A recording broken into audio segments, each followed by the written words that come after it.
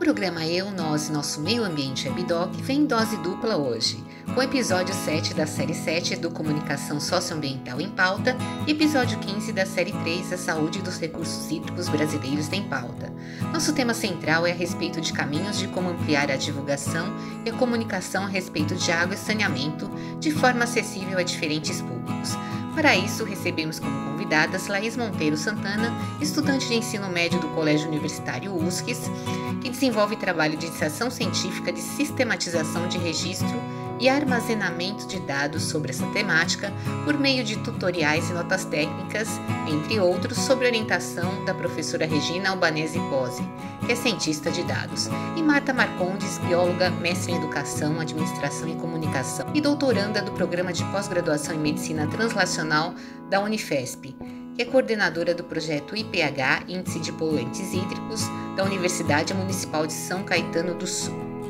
Laís e Marta, obrigada pela participação no programa Eu, Nós e Nosso Meio Ambiente Webdoc, que a gente está tratando de duas séries, olha que coisa especial, hein? Educomunicação Socioambiental em Pauta, né, que é uma das séries do programa, e também a outra série, a série 3, né, a Saúde dos Recursos Hídricos Brasileiros em Pauta. Por que será que, né, essas duas, né, pessoas especiais estão aqui no programa? A Laís, né, Laís, você é estudante de ensino médio da USCS, e vai contar uma experiência, né, de um projeto, né, que vocês estão desenvolvendo de iniciação científica, né, sobre água e saneamento. Aí você vai contar um pouquinho para a gente. E a Marta, né, a professora Marta, né, é coordenadora do projeto de índice de poluentes hídricos da USCS também, que tem um trabalho de longevidade aí, né, que vai também contar um pouquinho como é que é comunicar, né, a situação de água e saneamento, que é tão importante, tão vamos dizer assim, imprescindível, mas muitas vezes fica lá, né, na porta dos fundos. As pessoas não falam, não comentam, né? Então, vamos começar um pouquinho com a Laís. Laís, conta um pouquinho sobre a sua experiência dessa iniciação científica. Oi, gente. A minha iniciação científica teve seu início do ciclo no final do ano passado, é um ciclo de 1 ano, e aí, desde que a gente entrou, a minha orientadora, que é a professora Regina, falou que a gente ia trabalhar com base no trabalho da Marta, falou de toda a trajetória dela, e aí a gente usou como base esse trabalho, e nas últimas notas técnicas que a gente desenvolveu, a gente buscou, e também como projeto da iniciação científica, a gente buscou o acesso, a população ter o acesso aos dados. A gente trabalhou com dados secundários da água, então dados públicos, e como que a população pode não só acessar, mas também interpretar esses dados. Então, porque não adianta nada, as pessoas nem sabem que existem esses dados públicos, mas quando elas ficam cientes que esses dados existem, elas não sabem como interpretar, elas não sabem o que fazer com esses dados, o que eles significam para a sociedade. Bom, eu sei que você fez, assim, como fonte primária, né, dos seus dados, você usou o site da CETESB, né, e o site do Instituto Brasileiro de Geografia e Estatística. Então, eu quero que você conte um pouquinho da experiência, que eu vi que é um tutorial, depois a gente vai mostrar para o pessoal, né, mas o importante é você narrar, né, essa experiência, o que você quis levar, né, para as pessoas, para poderem compreender um pouquinho melhor, e quais os dados, né, que você apurou. Que eu vi que você fez, né, viu os mapas, fez, assim, uma projeção, viu quantos percentuais, né? Então, você contar um pouquinho para a gente.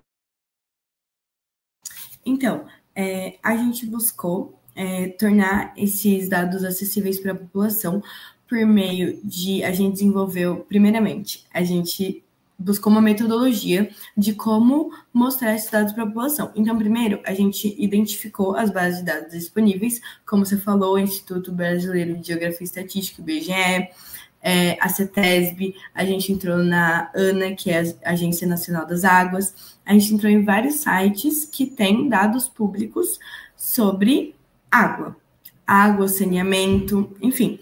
Aí a gente identificou a maneira mais fácil de achar esses dados, porque quando você entra no site, tem muitos dados. Então, a gente buscou ensinar filtros importantes, filtros que mostram um pouco da realidade da água, dos recursos hídricos hoje em dia. Então, a gente buscou a maneira mais fácil, porque tem várias maneiras de acessar o mesmo tipo de dados. Então, a gente também identificou que existem dados de gráficos, dados como mapas, que você falou, tabelas. E depois que a gente identificou isso, a gente pôde criar tutoriais explicativos para as pessoas, literalmente de um passo a passo. O que você pesquisa no Google, qual a página que você vai achar, o que você vai entrar para achar o quê. E depois disso, uma coisa que a gente fez que é muito importante, que é não só mostrar às pessoas como elas acessam esses dados, mas também a gente trouxe nos vídeos tutoriais, porque a gente fez tutoriais, e com base nos tutoriais a gente fez vídeos explicativos para acessar toda a parte da população. Até porque nem todo mundo é bom visualmente, de conseguir entender no visual, às vezes as pessoas precisam de uma explicação falada. Então, a gente buscou atingir a maior parte da população possível com o nosso trabalho. Então, depois disso, a gente desenvolveu também notas técnicas, porque a gente focou bastante na população leiga, a população que não sabe sobre isso. Mas nosso trabalho precisa ser divulgado para as pessoas saberem. Então, na USCS, a gente tem... a gente tem que passar, quando a gente fez o vídeo, tem que passar pela comunicação para depois o vídeo ir ao ar, porque vai ir ao ar pelo um canal da USCS, que é o Dirigido por Dados. Então, passa todo pela comunicação para a gente conseguir publicar. E além disso, a gente criou notas técnicas. No total, na nossa iniciação científica, foram 3 notas técnicas sobre esse assunto, porque a gente também quis trazer como divulgação uma linguagem mais formal, uma coisa mais aprofundada sobre um assunto que a gente tratou mais superficialmente. Então, nos vídeos também tem uma análise, algumas análises simples para as pessoas terem uma ideia do que elas podem, da quantidade absurda de dados que elas podem analisar para obter resultados. E a gente também quis conscientizar as pessoas de escolhas, decisões e participações, até políticas, mais sustentáveis em relação à água, saneamento, enfim. Muito bom, né? É muito bacana, né? A gente vê assim uma jovem, né, do ensino médio, né, com essas preocupações, né, e produzindo, né? Então ela tem, né, toda essa desenvoltura, né, para falar. O trabalho também, quando você fez a narrativa, né, sobre explicando os mapas, qual é o passo a passo, de uma forma calma, né, não atropelando, né? O pessoal entende direitinho como é que dá para fazer a apuração, né? E uma coisa que é importante também, que eu vi, né, nos dados que você apurou, né, é que a gente está mal, para, né, variar, questão principalmente de esgotamento sanitário, que é algo assim que, infelizmente, né, o Brasil ainda precisa de muito, né, avanço, e a Marta pode falar muito a respeito disso. E eu gostaria que a Marta também comentasse, né, como é que é essa questão assim da comunicação, né, que você também tem várias frentes, e ao mesmo tempo essa iniciação científica, o quanto ela é importante também, né? Gostaria que você falasse, Marta, por favor. Olá, tudo bem? É uma delícia estar aqui, primeiro com você, Sucena, que a gente é parceira de tantos anos aí, né? E com a Laís, gente.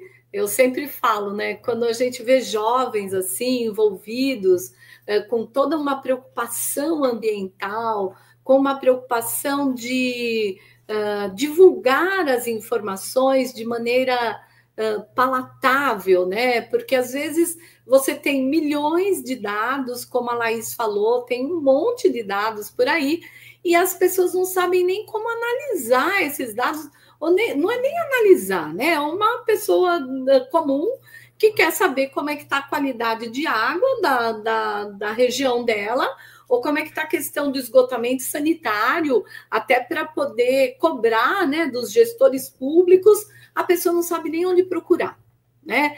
Então, esse trabalho que foi feito de iniciação científica com a Laís e com a professora Regina, é um trabalho que realmente torna uma ciência cidadã, né? Porque eu acho que é isso. A gente vem já há muito tempo falando da ciência cidadã, o quanto uma agência ambiental, governamental, o quanto uma universidade produz de conhecimento e o quanto isso não chega para a sociedade civil, né? E que isso é extremamente importante até para ser direcionador de políticas públicas. Então, é uma delícia falar disso, ver, né, a Laís, que é uma menina tão querida assim, ela tem a genética, o pai dela é muito querido também, né? Eu trabalho com o Rê já faz bastante tempo, né? Então a gente vê a origem, né? A origem da pessoa, e é muito bom, viu, Laís? Parabéns pelo seu trabalho, pelo seu envolvimento. E aí, falando um pouquinho, né? Como é que nós, aqui do projeto, como que a gente divulga esses dados?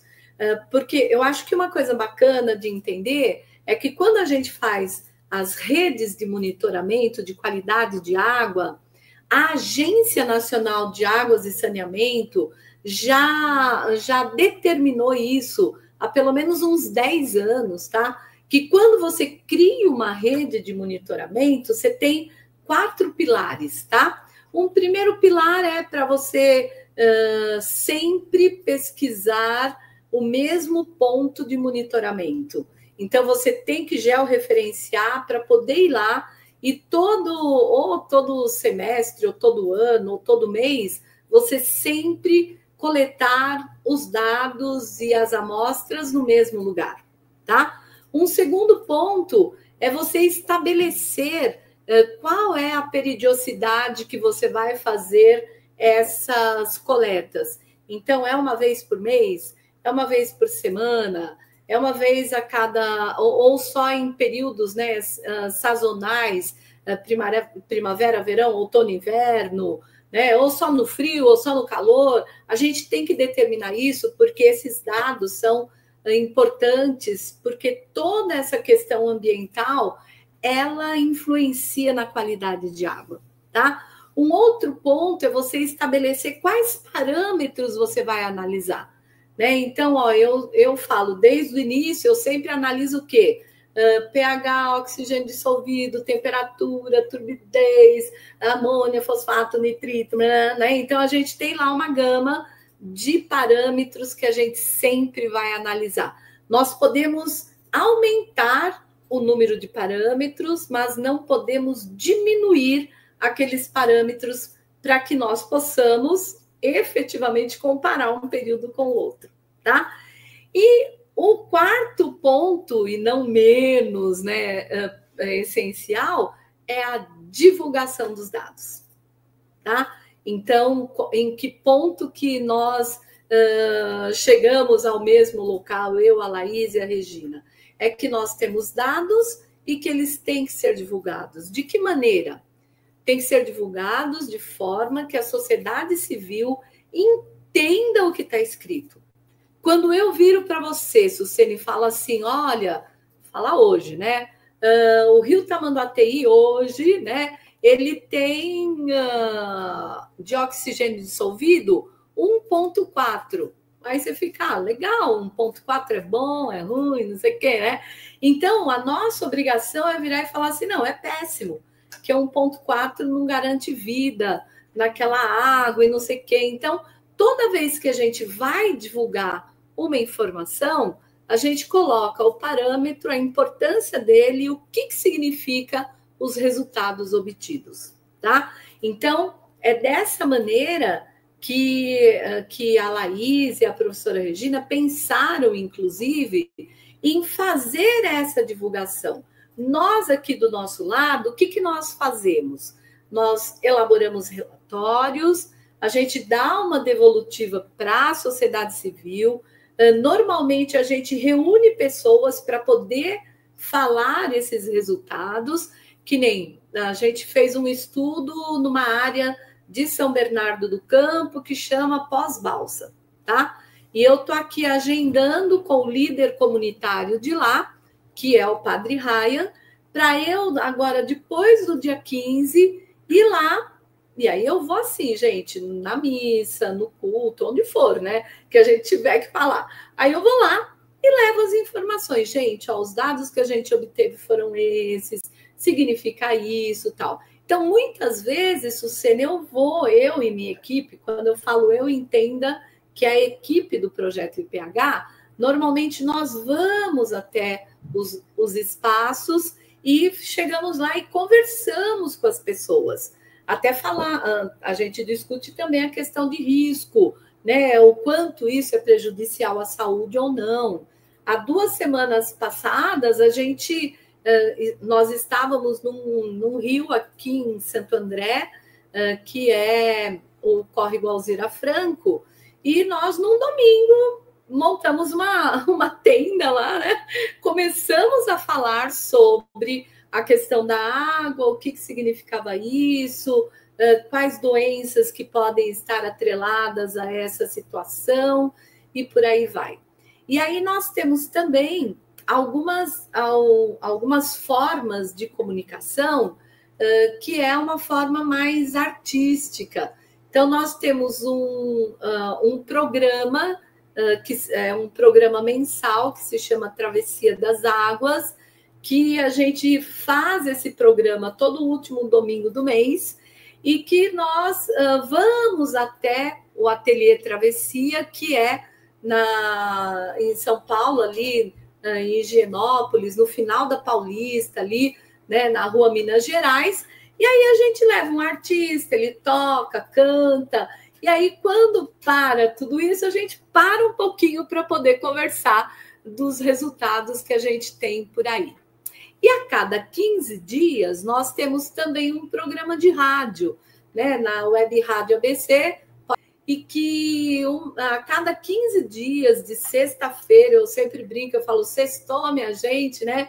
É o dia do Travessia das Águas, e aí a gente sempre leva os resultados também para serem discutidos, e sempre a gente traz ou um artista, ou uma pessoa técnica para poder falar sobre isso, ou alguém do que a gente chama dos povos originários, que nem sexta, nós tivemos uma sexta que nós conversamos com uma cacica da etnia dos Pataxós. Foi lindo, maravilhoso, assim, ela falar da relação com a água, né?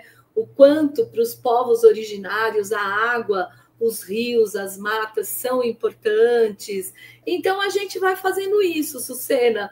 Eu tenho uma parte muito técnica, que é essa que eu estou aqui no laboratório, aqui no IPH. Vocês podem ver que eu estou na universidade, estou no laboratório, fiquei aqui na tarde inteira resolvendo pepinos, coisas, tal. Fizemos coletas, né, no Rio Tamanduateí, no Ribeirão dos Meninos, no Córrego do Moinho, e aí a gente pega esses dados para a gente fazer, assim, ter uma visão do que acontece nesses rios. E depois a gente fica pensando como é que nós vamos divulgar isso. Aí eu tenho uma sorte danada, que eu estou com uma pesquisadora, uma monitora técnica aqui, que é a Camila, que ela faz assim, ela pegou nossa rede social, né? Tanto aqui atrás, Projeto PH, e ela pegou nossas redes sociais e ela também faz uma divulgação com essa cara moderna, com essa cara jovem, né?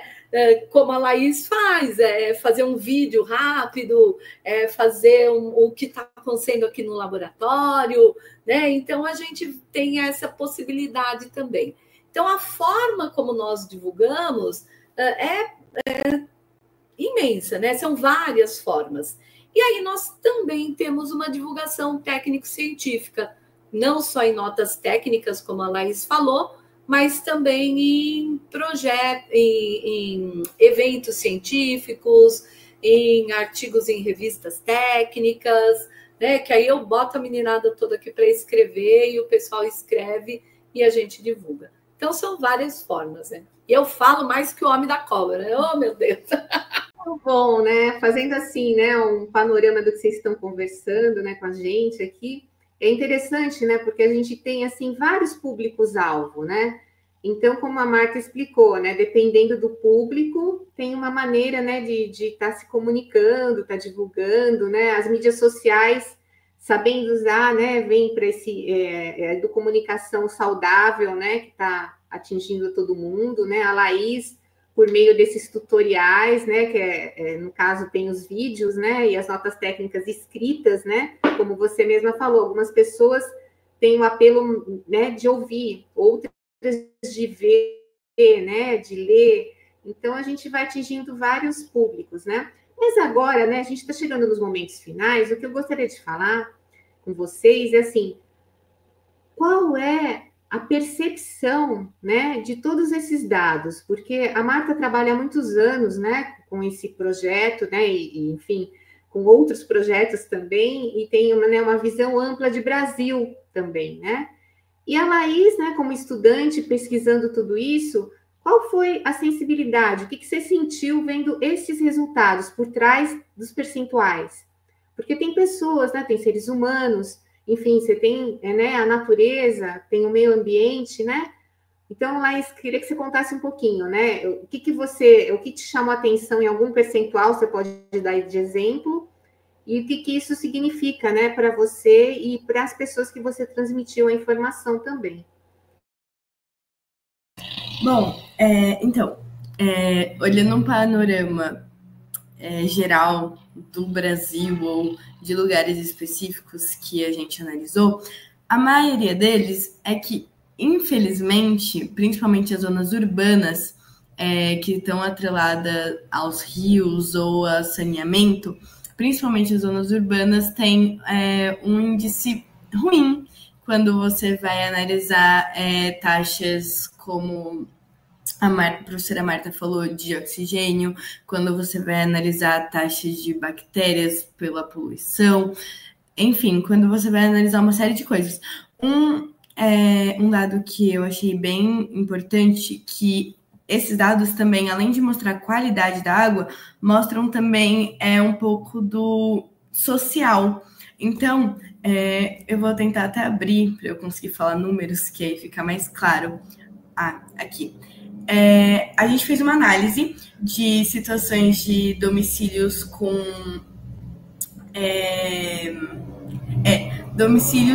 água encanada e saneamento básico no Brasil, do IBGE, né, da tabela Sidra. Então, a gente repara que tem os anos de 2003 e 2019, e aí é dividido por regiões. Então, a taxa de saneamento, o aceitável dela é acima de 95%. Então, tem lugares, tem regiões que tem menos de 90%. Então, essas regiões são as mais prejudicadas. Quando você olha em regiões, as taxas mais baixas estão no norte e no nordeste, que mostra uma desigualdade social discrepante quando você analisa, por exemplo, a região sudeste ou a região sul. E isso é muito complicado e é uma coisa que quando você olha só a tabela com todos esses números, você não consegue analisar tão bem. E quando você faz uma análise mais detalhada de local por local, você consegue identificar. Então, quando você olha para os... Tem uma parte que é dividida por regiões, aí logo abaixo as regiões divididas pelas suas capitais. Tem capitais no Nordeste, se eu não me engano, que tem apenas 89% de domicílios com saneamento básico, com pelo menos um cômodo da casa que tem saneamento, e do Nordeste é 89%, e do Norte eu acho que estava 91%, algumas capitais. E você vê, gente, numa capital, a capital de um estado tem apenas essa taxa de saneamento básico. Isso é muito preocupante. E, enfim, além de muitas outras de análises químicas que a gente conseguiu reparar e que a gente buscou trazer para a população também, mas acho que isso é um exemplinho. E, Marta, eu sei que você tem um trabalho muito árduo, né, ao longo desses anos, né, mas eu gostaria que você reforçasse, assim, a sua leitura quando a gente ainda fala das questões do esgotamento sanitário, que eu acho que é algo, assim, que sempre me impacta, né, eu não consigo achar normal a gente passar, né, anos e anos, décadas, né, ainda com essa situação. Eu queria que você falasse um pouquinho a respeito disso, né? Olha, assim, são dados muito ruins quando a gente começa a fazer essa leitura que a Laís fez, né? Porque quando nós falamos em saneamento, nós falamos em universalização do saneamento. E 90%, 89% não é, tá? Significa que nós temos aí 10, 12% de pessoas que não têm a água encanada, tá? Feita um tratamento e que não tem a coleta, o afastamento e o tratamento do seu esgoto. Só que este número, infelizmente, ele está estimado, né? Por quê? Porque nós temos aqui na região metropolitana de São Paulo, né, que nós estamos aqui pensando em região metropolitana de São Paulo, que é uma das regiões mais ricas do Brasil, nós temos ainda, gente, praticamente 40% do esgoto gerado sem ser tratado. Isso é um absurdo, tá? E isso a gente vê como? Porque eu estou dentro dos rios e reservatórios todos os dias, tá? Então, eu não só vejo como eu sinto o cheiro, como eu vejo a quantidade de resíduos que são deixados, como eu vejo toda a prática incorreta dos processos de saneamento. Então, volto a falar, nós temos áreas na região metropolitana de São Paulo que estamos falando região metropolitana de São Paulo, que é a mais rica do Brasil, uma das mais ricas, se não for a mais, tá? E nós temos municípios na região metropolitana que as pessoas ainda recebem água de caminhão-pipa. Recebem água, pegam água de poços. Gente, isso não é para acontecer, né? No mínimo, nós estamos fazendo o quê, gente? Nós não estamos colocando os recursos nos locais corretos, tá? Porque saneamento é uma coisa inegociável. Porque a Organização Mundial da Saúde já provou que a cada R$1 gasto em saneamento, você economiza atualmente R$13 com saúde de atenção básica, que é o quê? Que é você cuidar de doenças diarreicas agudas, que é você cuidar de dermatites, que são todas doenças do quê, gente? De você não ter um saneamento. Gente, nós detectamos recentemente bactéria da cólera na região metropolitana de São Paulo, gente. O que é isso? Cólera que, teoricamente, foi erradicada há um século. Então, são coisas assim que nós, enquanto cidadãos, cidadãs, nós não podemos admitir. Isso tem que ser prioridade dos gestores públicos, né? Assim como é prioridade saúde, assim como é prioridade educação, ou deveria ser, assim como é prioridade segurança, nós temos que dar prioridade ao saneamento. E os números que a Laís mostra e que a gente vê no dia a dia mostram que isso não está acontecendo, tá? Então, eu tenho uma preocupação muito grande com tudo isso, eu tenho uma preocupação muito grande, inclusive, de como conseguir água para fazer essa distribuição, porque as nossas áreas de mananciais, elas são ocupadas, elas são desmatadas e a gente perde a capacidade que nós temos de produção de água, tá? E que não é só com moradia. Nós temos grandes empreendimentos também, como vias, como centros logísticos, etc. Então, a gente tem que, eu penso, né, que precisamos repensar todo esse processo, que é o processo do saneamento. Bom, gente, olha, tivemos aqui uma aula, né? Gostoso, né? A gente vê assim que uma jovem, né, falando, né, tendo essas preocupações, já norteia outros jovens, né? Gostaria que vocês fizessem as considerações finais dos dados, né? A gente está vendo também a humanização por trás desses números. Fiquem à vontade aqui. Laís pode começar e a Marta conclui, por favor. Bom, eu queria primeiro agradecer a oportunidade de estar aqui, a oportunidade de ter essa aula com a professora Marta, e agradecer também à professora Regina, que minha orientadora da iniciação científica, eu não teria metade desse conhecimento, e eu queria incentivar os jovens, eu procuro fazer isso por meio das coisas publicadas, mas é muito importante isso para incentivar outros jovens a terem essa mesma visão, para eles tomarem decisões mais pensadas no futuro da nação, dos nossos recursos hídricos, enfim, do planeta. E é isso, muito obrigada, gente. Oi, Sucena, eu quero agradecer muito pelo convite. É sempre uma delícia estar aqui no seu programa, porque a gente sempre tem possibilidade de contar um pouquinho do nosso trabalho. Eu quero muito agradecer a Laís por ela dar essa esperança para a gente. Porque é uma esperança, Laís. Quando eu vejo uma menina jovem como você falando, estimulando outros jovens, né? É uma esperança que dá em nós que somos já pesquisadores mais velhos, né? Imagina, só o Projeto IPH tem 23 anos, né? Você não tem nem isso, você tem 16 anos. Então, o nosso projeto, ele está aí com muitos jovens, ainda bem, né? Que eu falo que eu estou no meio de jovens, e eu acho que nós temos...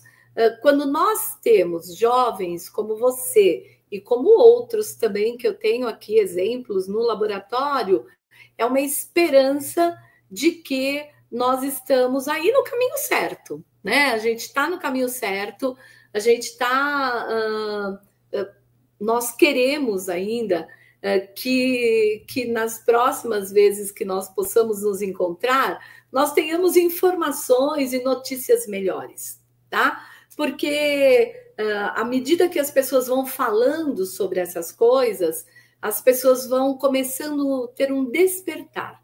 Então, eu acho, Laís, que você é esse despertar das pessoas, tá? Eu vejo isso com um carinho muito grande, porque nós precisamos fazer isso, despertar nas pessoas para que elas busquem conhecimento e para que elas também briguem e lutem por seus direitos, porque todos nós temos direitos, tá? A nossa Constituição brasileira, nosso artigo 228 da Constituição diz que todos nós brasileiros e brasileiras temos direito a um ambiente saudável, que é essencial para nós, né, das presentes gerações e para as futuras gerações, tá? Então, quando eu vejo isso, eu vejo que como diria Paulo Freire, é um esperançar, né? Porque é esse esperançar de que a gente vai ter mais momentos de discussão como esses, e nós também teremos mais pessoas envolvidas. Então, se eu pudesse deixar um recado da noite aqui, né? Eu sempre falo que vou parafrasear o Chico Mendes, né?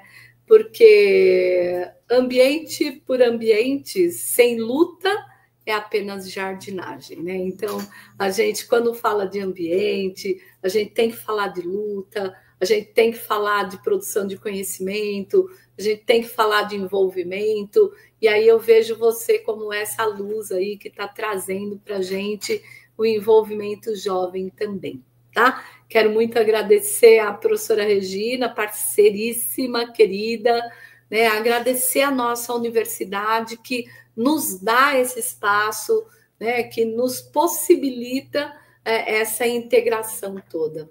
Ah, é isso, Sucena, Laís, muito obrigada, viu?